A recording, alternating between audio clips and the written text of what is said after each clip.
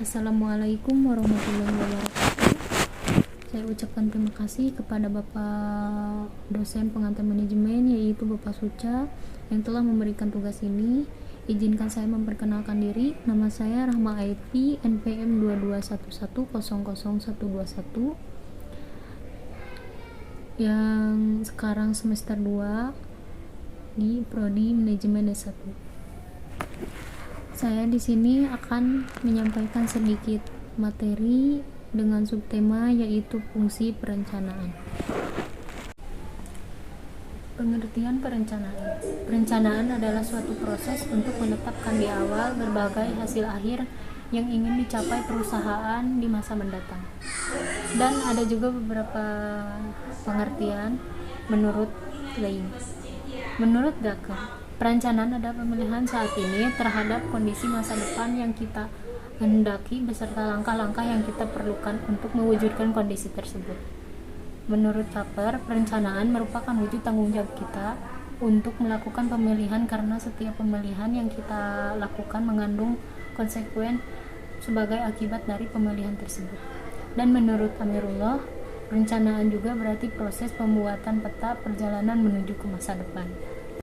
Ada juga pengertian dalam konteks organisasi, yaitu perencanaan sebagai suatu proses menetapkan tujuan dan sasaran, menentukan pilihan-pilihan tindakan yang akan dilakukan, dan mengkaji cara-cara terbaik untuk mencapai suatu tujuan masa depan yang ditetapkan sebelumnya.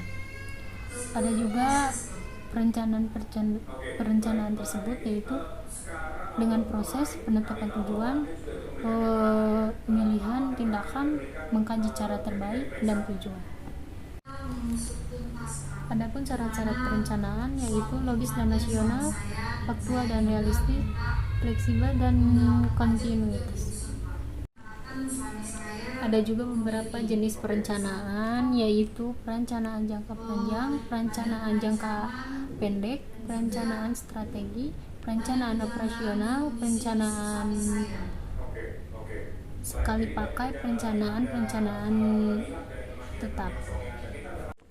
Ada juga maksud dan kegunaan perencanaan, yaitu dengan mendorong pimpinan dari puncak sampai pimpinan tingkat bawah, membantu pimpinan dalam melaksanakan koordinasi, memberikan gambar yang menyeluruh mengenai kegiatan pekerjaan, mendeteksi hambatan kesulitan yang akan ditemui, mengarahkan pada permintaan tujuan, membantu pelaksanaan pengawasan terhadap perkembangan dari apa yang direncanakan, dan membantu pemimpin dalam menghadapi perkembangan di masa depan. Baik, mengapa perencanaan itu penting? Karena perencanaan yang baik merupakan cermin dari suatu manajemen yang baik terhadap organisasi, dan manajemen inilah yang akan menjadikan hasil yang baik. Ada juga beberapa peranan penting perencanaan, yaitu untuk mengkoordinasikan usaha-usaha, untuk mengatasi perubahan, untuk pengembangan manajer, untuk pengembangan standar kinerja, dan perencanaan mengurangi ketidakpastian.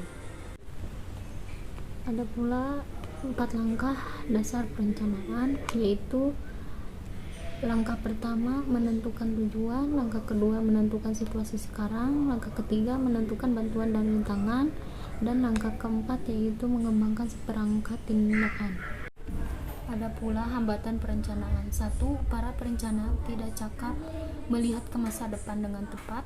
Yang kedua, kewenangan dan kekuasaan yang tidak jelas sehingga tidak cukup besar dan luas untuk mengerjakan tugasnya. Yang ketiga, anggaran tidak cukup atau tidak sesuai rencana. Yang keempat, tidak ada dukungan dari lingkungan luar, adanya protes dan masyarakat. Ada juga cara untuk mengatasi hambatan, yaitu dengan melibatkan semua pegawai, terutama yang terkena pengaruh dalam proses perencanaan, memberikan informasi kepada pegawai tentang rencana dan kemungkinan akibatnya, kemudian mengembangkan pola perencanaan dan penerapan yang efektif, dan menyadari dampak dari perubahan yang diusulkan terhadap anggota organisasi dan memperkecil gangguan yang tidak perlu. Baik, ada beberapa tahap persiapan perencanaan. Yang ke-1, tahap diagnosis, kedua prognosis, yang ketiga tujuan, yang ke-4 strategi, yang ke-5 taktik, dan yang ke-6 kontrol. Tahap tujuan yaitu merupakan tahap peninjauan kembali apakah gambaran yang diberikan oleh prognosis sesuai atau tidak dengan tujuan usaha perusahaan. Jika tidak, perusahaan harus meninjau kembali tujuan usahanya. Tahap strategi. Strategi perusahaan dirumuskan oleh manajemen puncak. Tujuannya yaitu untuk mengatur kepentingan dan kegiatan organisasi lebih dari satu bidang usaha untuk mencapai tujuan. Dan tahap diagnosis yaitu sebelum perencanaan disusun ditentukan dahulu situasi perusahaan saat ini apa sebabnya. Tahap diagnosis merupakan penentuan masalah yang akan diselesaikan.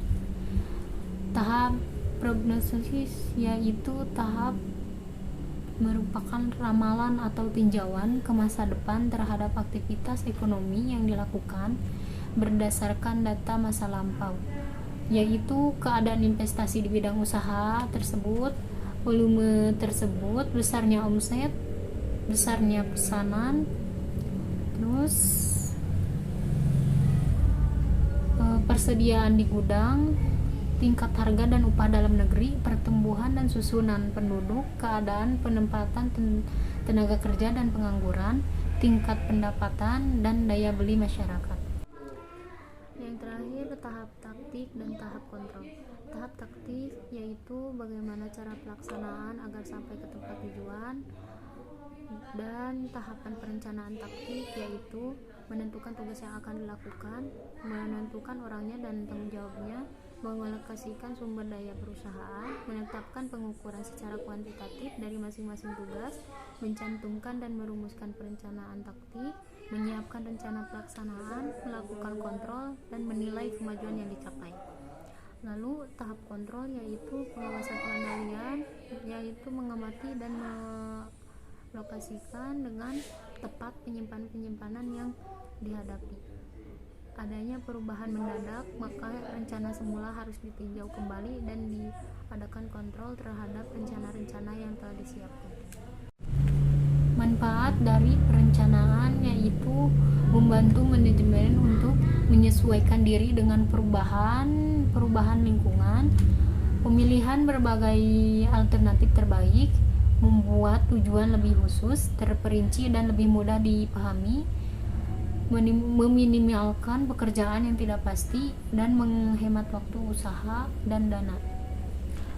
Dari kelemahan perencanaan yaitu pekerjaan yang tercakup dalam perencanaan mungkin berlebihan pada kontribusi nyata. Perencanaan cenderung mengesampingkan kegiatan. Perencanaan mungkin terlalu membatasi manajemen untuk berinisiatif dan memperbarui.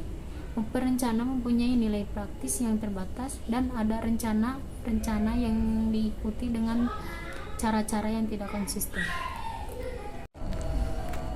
Alasan adanya perencanaan yaitu protektif keuntungan, yaitu dihasilkan dari penarikan kemungkinan terjadinya kesalahan dalam membuat keputusan, dan positif keuntungan dalam bentuk meningkat sukses standar tujuan organisasi.